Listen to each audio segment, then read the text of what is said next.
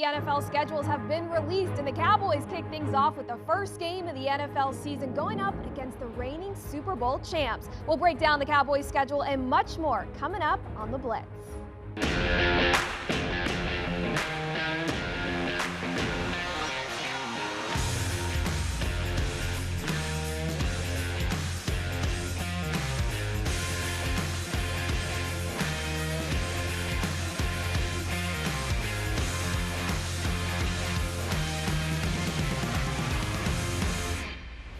Full steam ahead into the 2021 season after the NFL schedules were released, and the Cowboys will face both teams from the Super Bowl. Welcome into the Blitz alongside Bill Jones. I'm Dani Sureck.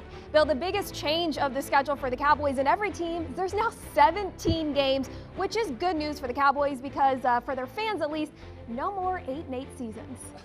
That's exactly right. Now, you can go 8-9, or I guess you can go 8-8-1 yes, too. You yes. can still have a tie, but a great point. And the other thing, this weekend here at the Star in Frisco has been a terrific one because the rookies have reported for duty. We've actually been able to see them out on the practice field. Things seem to be returning to a little bit more of normalcy around here, even if a 17-game schedule is not normal. Yes, that's true. And now that the offseason is finally kicking off, we can look ahead to the Cowboys' 2021 schedule. They kick things off. First game of the NFL season, some Thursday night football against the reigning Super Bowl champs, Tom Brady and the Buccaneers. Week 2, the Cowboys will travel across the country to face the Chargers before hosting the Eagles. Week 3 for some Monday night football. Bill, how important will it be to take advantage of that 3-game homestand early on in the season? You know, I think that's a critical stretch there. It's going to be tough playing on the road your first 2 games, and so you really need to take care of business against a division rival first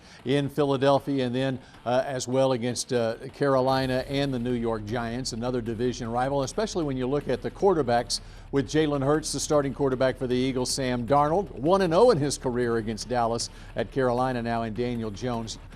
You need to take care of business in those 3 games. The first time since 2011, the Cowboys will start with 2 back-to-back road games to start the season. Okay, let's look in the middle of the season. The Cowboys have their bye week, week 7. Thanksgiving, the game everyone loves to know about. The Cowboys are hosting the Raiders. 3rd time Cowboys will host them on Turkey Day since 2009.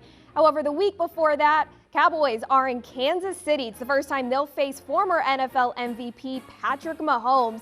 Bill, how fun is it going to be watching Dak Prescott go head-to-head with Mahomes? Well, that will be. There's a reason that game is in November, too, because that November is a huge sweeps month for the TV networks.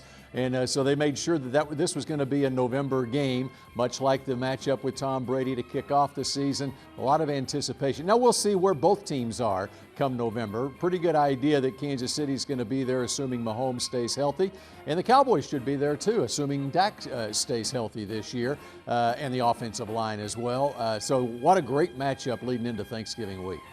Final stretch of the season will be tough for Dallas. 4 of their last 5 games against divisional opponents. How difficult it's going to be playing 3 straight road games at the end of the season? Well, I kind of look at that very similar, even though these are on the road, to what we talked about earlier, the early part of the season with the 3 straight home games. It's always tough to go on the road, but playing on the road 3 straight weeks, they do catch a little bit of a break because that first game against New Orleans is a Thursday night game, so they will have 10 days to prepare for their next game in that stretch against Washington and then the Giants. But those, again, are against quarterbacks that they should have some success against. And so I'm thinking that that's a critical stretch to set up the stretch run to the end of the season against division opponents. The Cowboys rookies have made it to Frisco. They're getting started in their NFL careers. And on the other side of the break, we have exclusive one-on-one interviews with the Cowboys rookies. Stay with us. More Blitz coming up.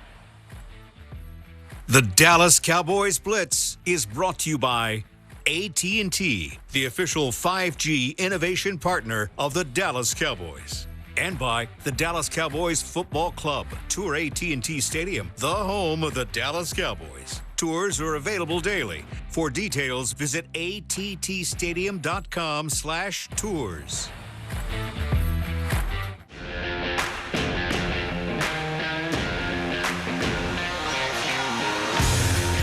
This segment is brought to you by AT&T, the official 5G innovation partner of the Dallas Cowboys.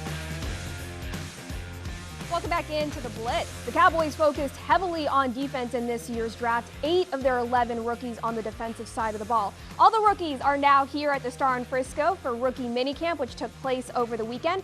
Bill, which player are you most excited to see on the field as we start getting into OTAs and more workouts? Well, obviously number 11, Micah Parsons, the first-round draft pick, and it's going to be very interesting to see how he is used. But the other thing about this weekend, you remember the first day of class, you go to school for the first time. Well, these guys, okay, they either got drafted a couple of weeks ago or they were signed as undrafted free agents. So now they've had an anticipation, not only all spring, but ever since they've known I'm a Dallas Cowboy, that I'm on May 13th, I'm headed to Dallas and I'm going to sign my contract. I'm going to be on the field the next day. And, I just think that anxious anticipation that they have, it's great that they have this weekend as rookies together because they're going right into the fire when they're working alongside the veterans coming up over the next few weeks. Here's what the Cowboys rookies had to say about getting a taste playing in the NFL after their rookie minicamp.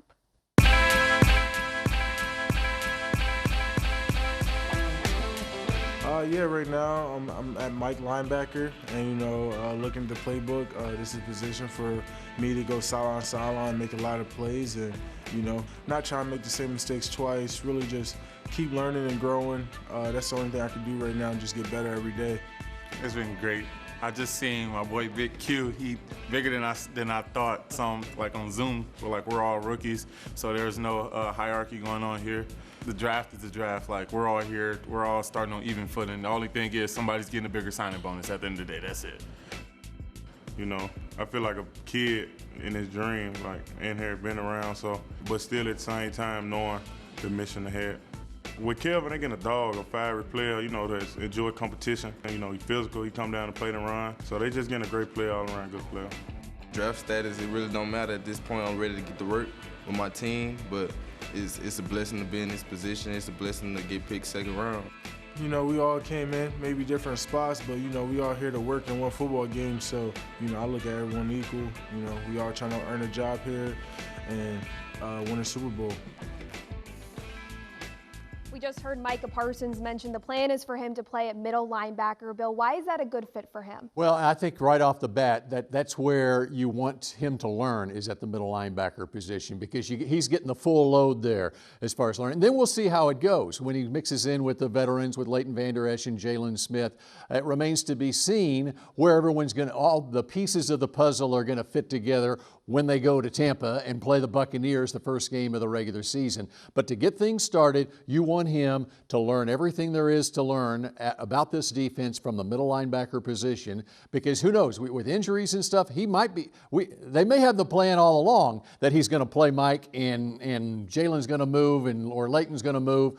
Obviously in their defense last year, Leighton was playing the middle. Prior to that, Jalen has, so they both have experience in middle linebacker. But you want Micah to learn the heart of the defense, and then you can implement him wherever you please on down the road. How much of an impact do you expect Parsons and the rest of the rookies to make early on in that first year? Well, I expect Parsons to have a big impact, and I don't think it's putting too much on his plate. I think he can handle it. Typically, though, for the rest of the class, Kelvin Joseph is a guy that I would imagine he's going to be, when he gets with the veterans, he's going to be right in there, just like they did with Trayvon Diggs as a second-round draft pick last year. But those top 2 picks you're going to see, they're going to be starters right off the bat, I believe. The other ones, it's going to be a transition period for them, I believe. Cowboys focused on defense throughout the draft and free agency, so what differences can we expect to see under new defensive coordinator Dan Quinn? We'll answer that after this. This segment was brought to you by AT&T, the official 5G innovation partner of the Dallas Cowboys.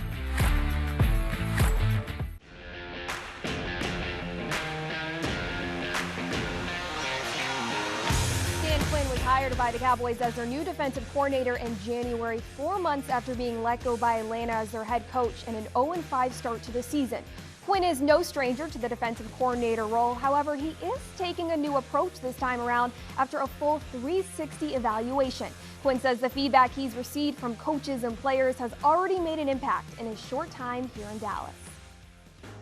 I did a lot, to try and make sure as the defense coordinator, opportunities were going to present themselves, that I would have, be a better version of me, as opposed to just right at the end of the season, you're going into the next lap and, hey, this is the system, this is how we're going to go. So I wanted to make sure that I learned from this and I grew from this and I could apply it to, to my opportunity here in Dallas. And so I'm certainly glad that I did do that.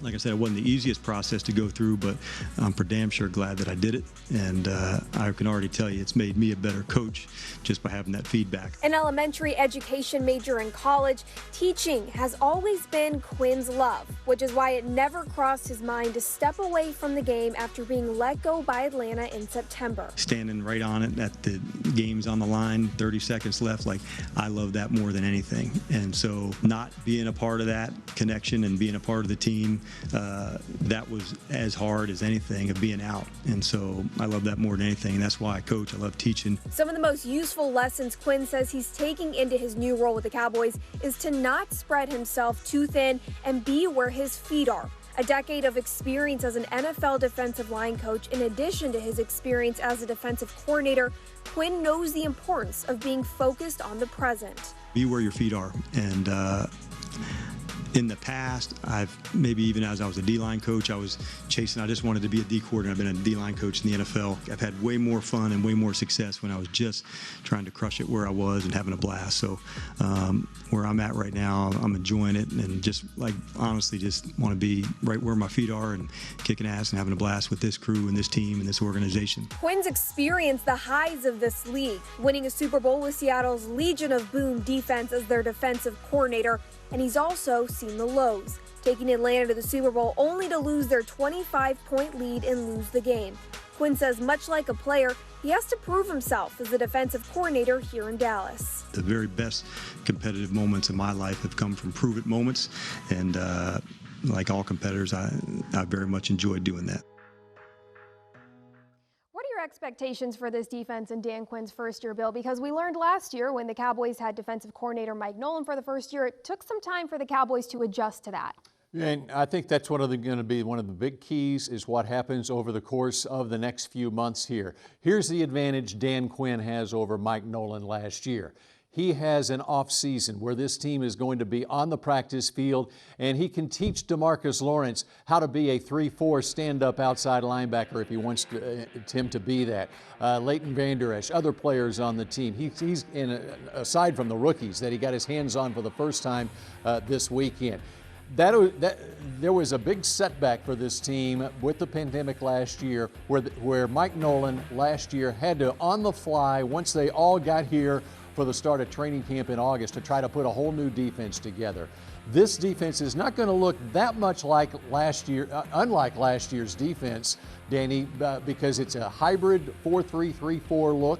As Dan Quinn said after the draft, it's going to look like a 3-4 at times. But it's not going to be a very simplistic defense at all. This time, he's got the opportunity to actually teach the concepts of the defense to the players. So I think it's just a huge advantage over last year, not to mention the players he has to work with now. Cowboys struggled in the run defense last year. They finished bottom of the league in rushing yards allowed, and Dan Quinn has extensive experience as a defensive line coach. He mentioned in his press conference, first time he talked to the media, that that's where he'll be spending a lot of his time and his focus. How much of a benefit is that as well? An area the Cowboys really struggle in, that happens to be his area of expertise. Well, I think you saw it in the draft with the two rookies that they drafted in the third round, and also the three veterans that they signed in free agency. These guys can stop the run. They're two-gap defensive linemen as opposed to defensive linemen that we've had here who will pin their ears back and go after the quarterback and try to stop the run on the way to getting to the quarterback. It's a stop-the-run first defense, and we saw how critical that is last year. One position group Dan Quinn will still need to focus on improving is safety. Are the Cowboys safe at safety? We'll answer that on the other side of the break.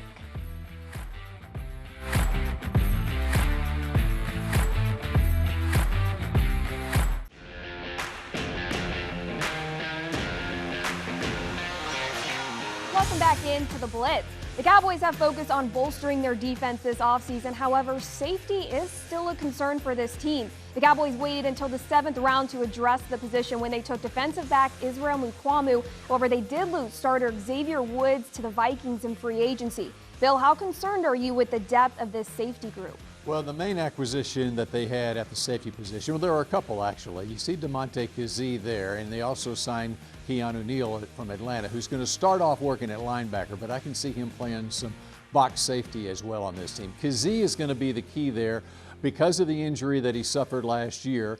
And coming back from an Achilles injury like that, it can be troublesome. We shall see. So it'll be interesting to see how much he's taking part in the on-field stuff here in the offseason. Obviously, the goal is to get him ready in time to go to Tampa Bay and play. But he's a playmaker, and if Dan Quinn, as I assume he does, wants to play that single high safety defense, cover 3 type stuff at times, he would be a key as the free safety back there. He had 7 picks his second year in the league at Atlanta. If healthy, he's a big key. You also have Donovan Wilson as another guy who really showed signs of being a playmaker. He's always struck me as being more of a strong safety type, but I think he's got the skills to roam as a free safety as well. Hard hitter, as we've seen at times, and a guy who can come after the quarterback off the edge as well. I really like Donovan Wilson, but those are the 2 guys that, I mean, if you're putting a depth chart together, those are your starting safeties right now, and I like where they are, assuming Kazee is healthy.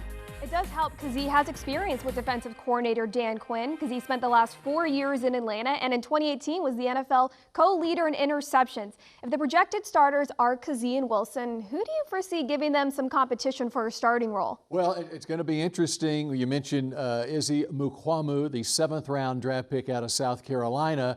7th round draft picks their rookie year. Usually, if they're participating in games, it's on special teams. I do like the length that he has. He's a 6'4" guy. Obviously, Dan Quinn loves 6'4" cornerbacks. He really loved the 6'3" cornerback Richard Sherman that he had in Seattle. But Mukuamu right off the bat said, "I'm going to be the best cornerback you have on the team." Well, little did he know they're going to play him at safety. But Jaron Kearse is another guy that they signed in free agency, another 6'4" safety.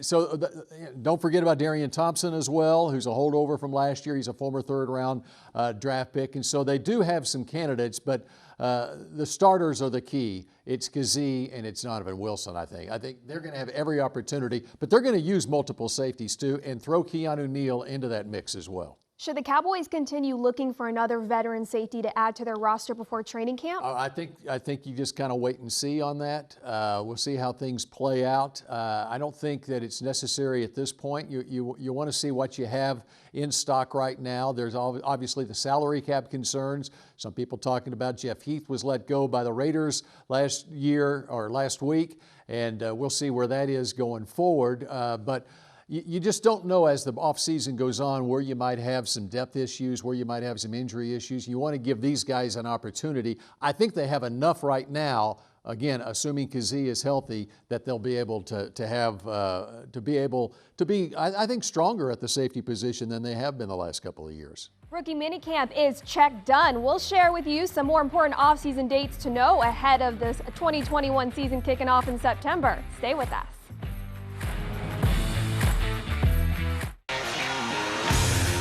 The Dallas Cowboys Blitz was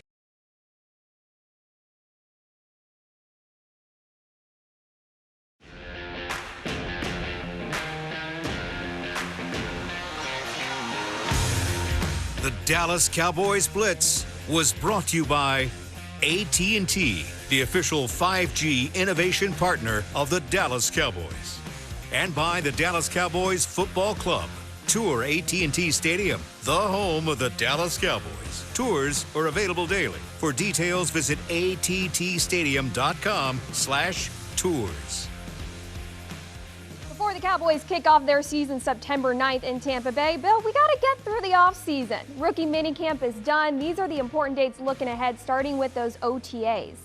Yes, and of course we had the rookie minicamp this weekend, and so it's a week away from the offseason, the OTAs. We label it off-season workouts there, starting on May 24th, running through June 4th. Those, of course, are voluntary workouts.